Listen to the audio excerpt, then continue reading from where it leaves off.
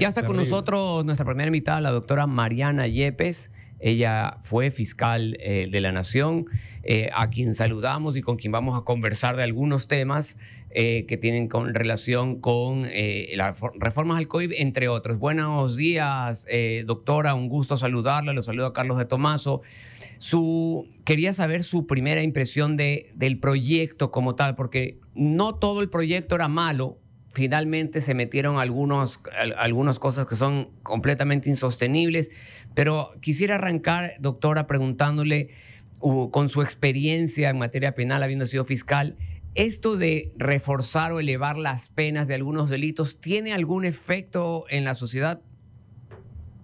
Bueno, muchas gracias. Primero, un saludo cordial a ustedes por haberme invitado y también un saludo cordial a las personas que nos están escuchando.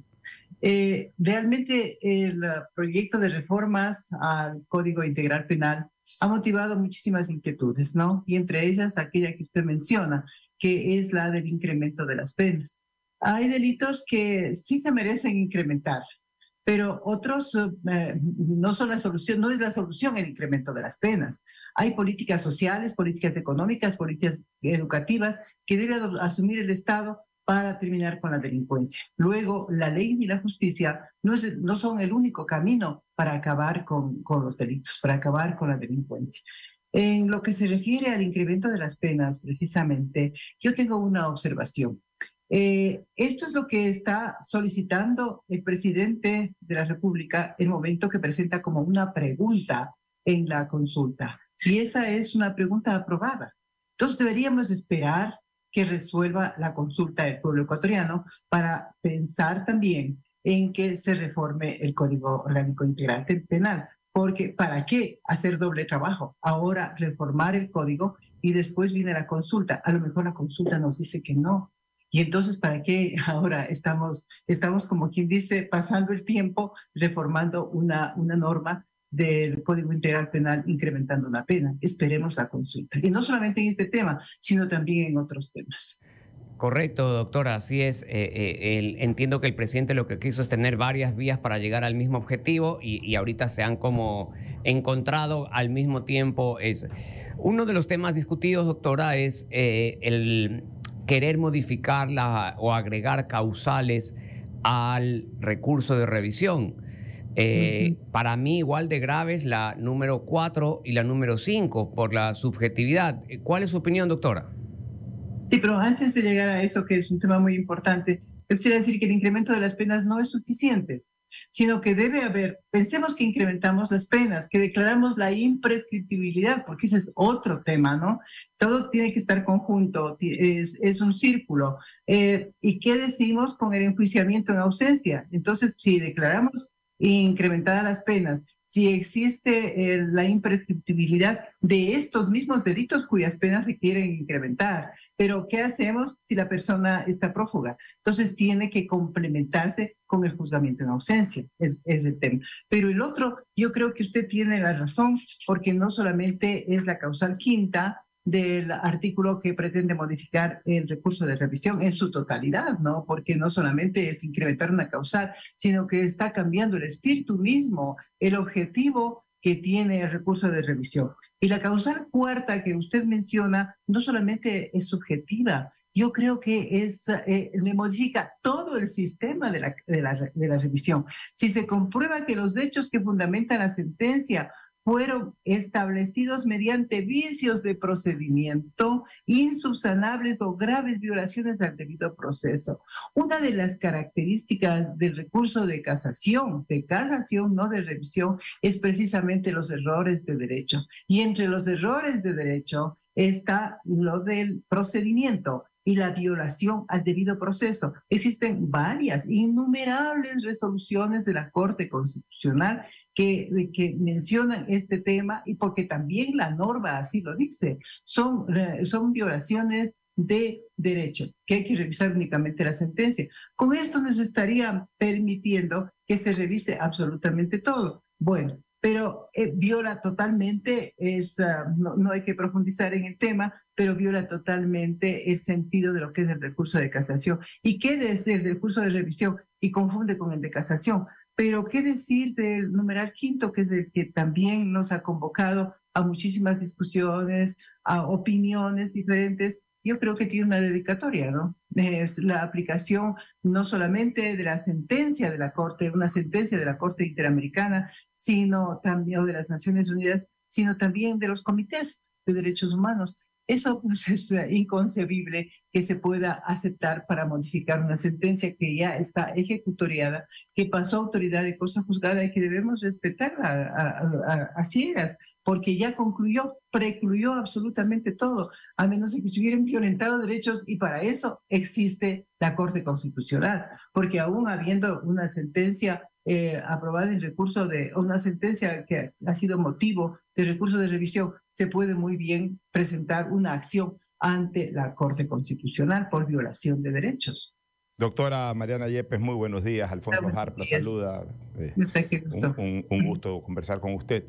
Pequeñas Gracias. Reflexiones y también formulación de preguntas. Sobre el tema de aumentos de penas, yo en lo personal sí estoy de acuerdo. Definitivamente quienes cometen delitos execrables tienen que pagar con sanciones mucho más ejemplarizadoras. Incluso se plantea la posibilidad de la cadena perpetua, cosa que eso sí la Constitución no lo permite. Pero sí la suficiente cantidad de tiempo, porque al final de cuentas el derecho penal está para hacer prevalecer la seguridad, aislando a los delincuentes de la colectividad. Por eso es que es una parte del derecho de interés público, a diferencia del civil, que es de interés privado, por un lado. Por otro, comparto plenamente su opinión sobre el juzgamiento en ausencia, especialmente para delitos execrables. Yo creo que aquí estamos hablando de derechos. Si bien es cierto que toda persona en el debido proceso tiene legítimo derecho a la defensa, la colectividad también tiene el derecho a que los delincuentes sean procesados y en lo posible condenados cuando se comprueba la ausencia, la autoría en los delitos. Y si una persona, un delincuente, no asume ese derecho, no ejerce ese derecho, no tiene por qué la colectividad quedar también exento del derecho de que se juzgue a ese delincuente, para que finalmente quede aislado y sancionado. Sobre el tema eso en cuanto a la imprescriptibilidad, sobre el tema de las reformas al pronunciamiento de organismos internacionales de derechos humanos, de comités de derechos humanos, a mí me sorprende algo, doctora. El líder de uno de los bloques que está impulsando esto, lo pudimos transmitir o lo pudimos reproducir hace un par de días en esta radio. El expresidente Correa, cuando fue presidente, textualmente dijo, la Comisión Interamericana de Derechos Humanos, que es uno de estos órganos, ¿no?, internacionales, es un bachacnón, la calificó de bachacnón, es decir, de recolectora de basura. Y además argumentó de que cualquier intromisión de estos organismos internacionales es atentar contra la soberanía de la función judicial en el Ecuador. Entonces, ¿cómo es posible que ahora dijeron eso hace 8 o 9 años atrás y ahora piensen absolutamente lo contrario? Y sí, también lo que usted dice es cierto. Para observar vicios de procedimiento, para eso no solamente que está el recurso de casación, que es un recurso extraordinario en la función jurisdiccional, sino que también hay un recurso en el ámbito constitucional, que es la acción extraordinaria de protección. Es decir, a pesar de que ya en ese momento, después de la casación, queda ejecutada la sentencia, sin embargo, el propio Estado ofrece una alternativa previa a la revisión para observar estos vicios de procedimiento. Entonces, definitivamente no hay salida para fomentar estos artículos que han querido pasar en pleno carnaval, doctora Yepes. Sí, yo creo que es así, porque el recurso de casación es para revisar los errores de derecho e inclusive los de procedimiento, pero el recurso de revisión ya es para revisar el error de hecho que incurrió el juez. Tanto es así que en otros países el recurso de revisión es una demanda que se presenta contra el Estado, y es que específicamente es el Estado el que ha incurrido en el error. ¿Representado por quién? Representado por los juzgadores del máximo tribunal de justicia ordinaria de un país. Pero después de dictar el recurso de revisión, también las partes tienen el derecho a presentar su acción extraordinaria de protección ante la Corte Constitucional, y ahí pueden encontrar errores en la aplicación del debido proceso, violaciones al debido proceso, y ordenar que nuevamente se conduzca el recurso de revisión debidamente, pero no al revés, como pretende el legislador, que se incluya las decisiones, inclusive de los comités de derechos humanos. internacionales. Eso es un contrasentido, es modificar totalmente el fundamento, el origen y la institución misma del recurso de revisión. Pero como bien dice, hay una intención. No, apliquemos el doble rasero que se dice. Lo que me conviene en un momento y lo que no me conviene lo critico tremendamente y quizás lo descalifico en forma absoluta, ¿no? Sobre el incremento de las penas que usted mencionó, señor Hab, originalmente, yo creo que es general esa opinión, me atrevo a decir, ¿no? De que conviene que se incrementen las penas porque la población está cansada de la delincuencia, del incremento de los delitos, de la gravedad con lo que se ha cometido, los momentos de inseguridad que ahora tenemos. Pero no es esa la única salida. Yo voy a hacer un razonamiento que no sé si comparta, pero el derecho penal no es solamente el juzgamiento, la tipificación de un delito y el juzgamiento. El derecho penal también comprende la parte penitenciaria. Y si no pensamos en que todo eso va a caer en la parte penitenciaria, ¿dónde colocamos a tanta persona que esté condenada? Hemos visto el fracaso del sistema penitenciario, porque se construyeron cárceles en el periodo anterior, se construyeron cárceles sumamente grandes, totalmente inconsultas, en que no se puede hacer el control debido. Y entonces ni siquiera se puede mantener a quienes no han cometido delitos graves, no se les puede mantener separados de aquellos que son delincuentes avesados y que forman las bandas criminales que ahora nos tienen asustados, ¿no? Entonces, si no existe un sistema penitenciario bien orientado, bien legislado, y también con protección, porque tienen derechos quienes están privados de la libertad. Y yo creo que no podemos pensar en incremento de penas. Eso, una visión desde ese lado penitenciario. Lo otro, la eficacia de que el incremento de penas sea una medida de solución a la delincuencia. Eso también hay que pensar. ¿Por qué razón hay delincuentes en un país? ¿Por qué razón hay incremento de penas? No solamente es porque los jueces les dejan libres, no solamente es porque la pena no es mayor, no, hay otras circunstancias, ¿no? Y también hay que mencionar un asunto que sí está proponiendo el presidente en su consulta, es que no se hagan beneficiarios de los recursos de la aplicación del sistema penitenciario excepcional de salir en determinado tiempo. Ciertos delitos, ciertas personas que han cometido delitos graves. Eso también está en la consulta y debemos esperar. Por tanto, es otro de los razonamientos que tengo yo para que esperemos que este anteproyecto de ley sea conocido por la Asamblea para que no se contradiga o no sea una actividad que no tiene utilidad, que sea ociosa antes de la consulta. Esperemos eso. Doctora, muy buenos días. Un gusto conocerla y tenerla aquí en Punto de Orden. Rodrigo Campos la saluda. Otra de las polémicas reformas que se incluyen en el proyecto de ley, en el informe, es la de excluir de la reserva de investigaciones a los organismos de control jurídico, administrativo, político, como la Asamblea, cuando soliciten información de casos o hechos que se encuentran en investigación previa en la Fiscalía. Usted, que ocupó el cargo de fiscal, ¿pudiera darnos su opinión en cuanto a esto y cuál es el impacto y la magnitud que pudiera tener esta reforma? Gracias por la pregunta. Bueno, es el sentido de un proceso penal acusatorio oral.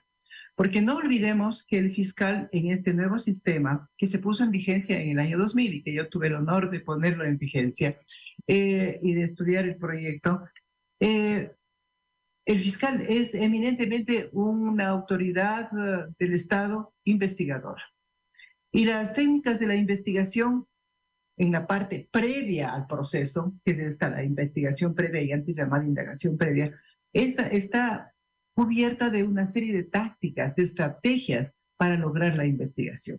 Estrategias que no se improvisan, sino que se capacitan los fiscales en eso, y el momento que se pudiera comunicar, hacer público cómo se está investigando, qué elementos se está obteniendo, se va a perjudicar primero al principio de inocencia de los investigados, porque todos tenemos presunción de inocencia, investigados o no, pero más aún si están inmersos en un próximo proceso penal. Y además el otro tema que le mencionaba de las estrategias de la investigación es que podrían fallar estas el momento que se hagan públicas, porque quienes están siendo investigados y a lo mejor aquellos que no también están siendo investigados en ese momento podrían ocultar las evidencias o modificarlas. Eso en la parte procesal y por decirlo menos en una parte que sería lógica, sin ninguna mala intención, ¿no? Pero lo que vemos en el proyecto, sí existe una mala intención, me atrevo yo a afirmar, porque lo que se pretende es que la Asamblea conozca con qué objetivo. Eso averigüemos. ¿El objetivo será para hacer una investigación paralela? No sé. ¿Y qué valor tendría esa investigación paralela si ya la fiscalía con la policía y con los técnicos en investigación está haciendo lo debido? Entonces, lo que se generaría es una clarísima intromisión del órgano legislativo y de otros órganos de la administración pública en la administración de justicia. No olvidemos que nuestro sistema político está dividido el poder está dividido en funciones, en otros poderes, llámese como quieran los políticos, ¿no? Pero cada cual es independiente y esto sería gravísimo porque es una clara interferencia en la actividad de la administración de justicia. Yo quisiera mencionar algo ahora que estamos refiriéndonos a las posibles reformas que constan en este proyecto, en este anteproyecto, llamo yo porque todavía no está aprobado, es el tema de la justicia indígena. Sí debemos ponerle atención en la forma que se ha mencionado, porque si bien es verdad que la Constitución reconoce la interculturalidad y que hay norma actualmente en el Código Orgánico Integral Penal, sí existe una norma en que se debe tomar en cuenta los temas culturales, ¿no? ¿Y esto por qué? Por una sentencia vinculante de la Corte Constitucional. Y es así que sí, los jueces en materia penal, los jueces ordinarios, sí toman en cuenta los temas de interculturalidad cuando ha habido delitos cometidos por miembros de las comunidades indígenas. Pero lo otro requiere una ley, entonces no puede ser tan rápido, ¿no? Y también me atrevo a decir que a lo mejor esto tiene un tinte político para obtener el apoyo a la aprobación de este proyecto. Correcto, incluso recordar, doctora, que existe una acción extraordinaria de protección sobre la justicia indígena, también para verificar que no existan quebrantamiento de derechos constitucionales pese al reconocimiento que tiene esa justicia. Doctora, le quiero preguntar sobre otra legislación que también causó cierta polémica. Se aprobó la ley de extinción de dominio, tiene otro nombre, pero bueno, en el fondo es la ley de extinción de dominio, en el cual existen 3 excepciones respecto a las cuales no se necesita sentencia condenatoria previa. Lo cual, pues, para mí siguen siendo excepciones graves, ¿no es cierto? La Corte Constitucional ha sido súper dura respecto de la posibilidad de que exista este tipo de normas que apliquen una sanción sin sentencia condenatoria previa. La Corte considera a la extinción de dominio una sanción y por eso ha emitido 2 dictámenes muy fuertes. ¿Cuál es su opinión respecto a esto de que pueda existir excepciones, extinción de dominio sin sentencia condenatoria previa? Cuando la Corte Constitucional tenía emitió un criterio muy importante respecto de la imprescriptibilidad, ¿no? Porque una de las características que tienen en otros países la extinción de dominio es que es imprescriptible. Y ese es uno de los temas preocupantes porque aquí sí se consideraba la prescripción. De todas formas, en eso sí creo que la Asamblea actuó con muchísima lógica y me parece encontrando una salida. Sin contradecir a la Corte Constitucional, consideró que la prescripción, o sea, sí hay un tiempo para la prescripción, pero es de 80 años, lo cual nos hace pensar prácticamente en que hay una imprescriptibilidad, pero en esa forma que legisló no contradice a la Corte Constitucional. Respecto a la existencia previa de una sentencia ejecutoriada, yo realmente estoy de acuerdo. Yo creo que sí debe haber un enjuiciamiento sin necesidad de... No es que este no es un enjuiciamiento, este es un sistema híbrido, ¿no? La extinción de dominio entre lo penal y lo civil. Pero el legislador le dio competencia, bueno, a la fiscal para que haga al fiscal, a la Fiscalía General para que haga las investigaciones y a los jueces de penales que conocen asuntos relacionados con los delitos de corrupción para que conozcan ya la parte del juicio mismo, ¿no? Eso difiere de otras legislaciones. Y yo le tomo como ejemplo a la legislación colombiana porque realmente ellos fueron los que nos dieron a nosotros los insumos para poder elaborar el primer proyecto que se presentó de extinción de dominio. Entonces, me parece que esperar una sentencia que esté ejecutoriada en la vía penal le quitaría todo el sentido a la extinción de dominio. Porque ¿cuál es la razón? Precisamente extinguir el dominio de aquellos bienes que sirvieron para el cometimiento del delito o se obtuvieron en beneficio, ¿no?, del cometimiento del delito. Doctora, pero ahí sí tengo discrepancias de fondo. Finalmente, la Constitución Política del Estado habla de la presunción de inocencia de toda persona. Toda persona es inocente hasta que las cargas de la prueba demuestren lo contrario, y eso ya se consolida con la sentencia que al final de cuentas termina siendo ejecutoriada, es decir, en firme, y ahí sí. Mientras tanto, y usted lo sabe perfectamente, doctora, existen las medidas cautelares reales, es decir, aquellas que pueden afectar directamente bienes, como por ejemplo la prohibición de enajenar, entre otras, incluso la de incautar. O sea, que pasen a control del propio Estado a través de inmobiliario o de otras, como ya ha ocurrido. Entonces, el hecho de que se pierda la posesión de una propiedad sin que una persona sea declarada culpable, para mí también puede abrir un campo para la persecución política, porque así como han habido excelentes fiscales como Mariana Yepes y hoy Diana Salazar, han habido fiscales como Galo Chiriboga que se han prestado para la persecución política y hay muchas pruebas al respecto. Entonces, este no deja de ser un tema que de todas maneras tenemos que analizarlo más allá de la emoción.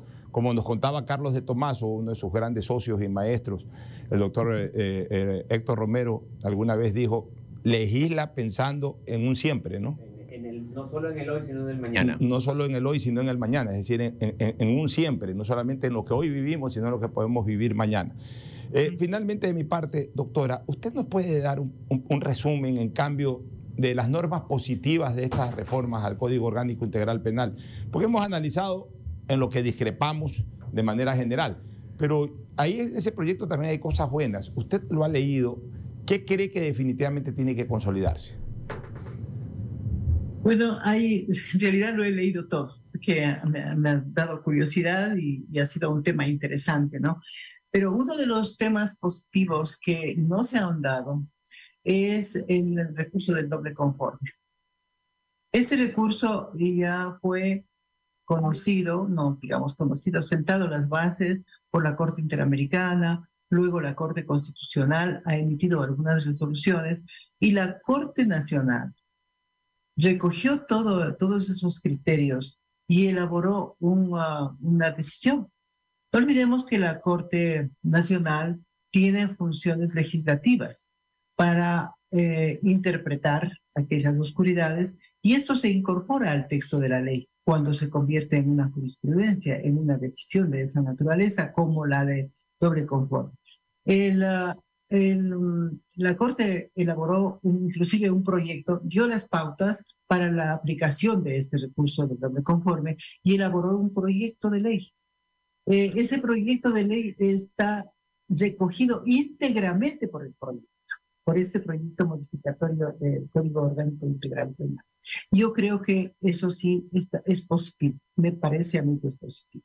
Otro tema habría que profundizar también, porque muchísimos no conocen el tema del doble conforme, ¿no? Entonces eso habría que profundizar, porque no solamente es asunto de aprobar una ley y el momento que llegue ya a ser aplicable a nivel nacional, de aplicación obligatoria, pues no se sabría qué es este recurso, por decirle, ¿no? Y otros puntos también que creo que son positivos. Yo he escuchado algunas quejas, digamos, y unas oposiciones respecto de la sanción que tendría la persona que contagia un delito, una enfermedad incurable, ¿no? Transmisible, que sea muy grave la enfermedad. Y se oponen a eso, pero yo creo que realmente si es una cosa consciente, si una transmisión consciente, deliberada, sí debe estar sancionada. Entonces eso también yo creo que es algo positivo, aunque muchas personas dijeron, mi criterio personal es ese, ¿no? Y después, en cuanto a en forma general, ¿no? Podría decir que el momento que menciona los principios rectores del proceso penal, no hablemos del debido proceso en general, que está en la Constitución, sino del proceso en general, tiene algunos temas que son interesantes, ¿no? Que podrían ir mejorados cuando se pase a la redacción definitiva. Pero de todas formas, mi criterio es que esperemos la consulta. Yo creo que eso sería lo importante. Veamos el resultado de la consulta, porque yo he encontrado 4 temas que podrían ser vinculados con las preguntas, ¿no? Y entonces, ¿para qué trabajan ahora si el pueblo puede pronunciarse en contra? Y nos quedaríamos sin las reformas. Entonces, han trabajado mucho. Y yo realmente tengo una inquietud. Este no es un proceso nuevo. Es un proceso que ha venido caminando desde hace mucho tiempo. Hay aportaciones de varios organismos, de varias personas que han presentado iniciativas de reforma al Código Orgánico Integral Penal. ¿Y por qué ahora nos despertamos con esto? ¿Por qué ahora hemos hecho, francamente, una obra como Frankenstein, tomando de diferentes propuestas, ¿no? Yo creo que el legislador, que es el que va a decidir, debe leer detenidamente, ¿no? Una ley. Una ley no se lee solamente un artículo, sino como los abogados sabemos que hay que leerlo en todo su contenido. Es lo primero que nos enseñan, ¿no? Así como leer los artículos íntegramente, no solamente la parte que nos conviene. Imagínense, una ley hay que leerla en forma sistémica totalmente porque habrá puntos contradictorios. Doctora, entonces, no, ya eso, yo creo que esperemos a consulta. Sí, Gamel. Sí, una última pregunta, doctora. Claro. En una entrevista la escuché mencionando que la disposición general del proyecto de reformas del Código Integral Penal debe ser suprimida en su totalidad porque todo el proyecto está orientado a beneficiar a determinadas personas. Es decir, con esto usted se refiere a que el proyecto se debe archivar o, en fin, porque en fin, o sea, sí hay algunas, que diría la mayoría de reformas que se incluyen en el proyecto son positivas, entonces sí sería una lástima archivar el proyecto y no pasarlo bueno. Entonces quería preguntarle si es que cree que se debe archivar el proyecto en su totalidad o que debe hacerse lo posible para priorizar y aceptar lo positivo. Bueno, primero la disposición general es gravísima, ¿no? Porque ¿qué hace la disposición general? No solamente que consolida lo del recurso de revisión, las falencias presentadas, los beneficios que podría dar a determinadas personas con un indebido proceso, con un indebido recurso, mala concepción del recurso de revisión. No solamente eso, sino que va más allá. Y entonces aquí tiene algunos errores cuando dice que la Corte Nacional de Justicia, en el segundo párrafo, dice revisará de oficio y sin demora, conforme a lo dispuesto en el artículo 658, aquel que es del recurso de revisión de este código, las sentencias que afectadas por dichas decisiones, observaciones y recomendaciones internacionales. Y esa es la contradicción que está existiendo en ese momento. Ya no se trata de un recurso, le obliga a la Corte a hacer una revisión de oficio, lo cual es totalmente inconsulto, ilegal, no se compadece con nada. Bueno, y yo sí pensaba que esto tiene que negarse, ¿no? Pero el archivo general no me parece, porque sí hay instituciones importantes, como lo que le menciono del doble conforme, del recurso del doble conforme, y también otras instituciones, y otras que tienen que ser revisadas. Por ejemplo, lo de la justicia indígena tiene que ser revisado, pero no en la forma que está concebido, porque aquí está haciendo declaraciones que podrían dar lugar a malas interpretaciones y a indebidas aplicaciones también, ¿no? Y a contradicciones. Entonces yo creo que deben leer detenidamente, pero absolutamente bien, no al apuro. Y al apuro se ve que han leído o no han leído el momento en que aprobaron en la comisión, porque no todos estaban con el proponente, ¿no? No todos eran del mismo partido político, movimiento político, pero sí debían haberlo leído. Y ahora que tienen esa oportunidad, deben leerlo con detenimiento. Hay temas que son importantes, como le digo, pero que pueden ser mejorados, pero no archivados. Pero en todo caso, no tengamos apuro. Me parece a mí que debemos esperar ya en abril la cosa. Muchísimas gracias, doctora, por haber estado con nosotros. Doctor.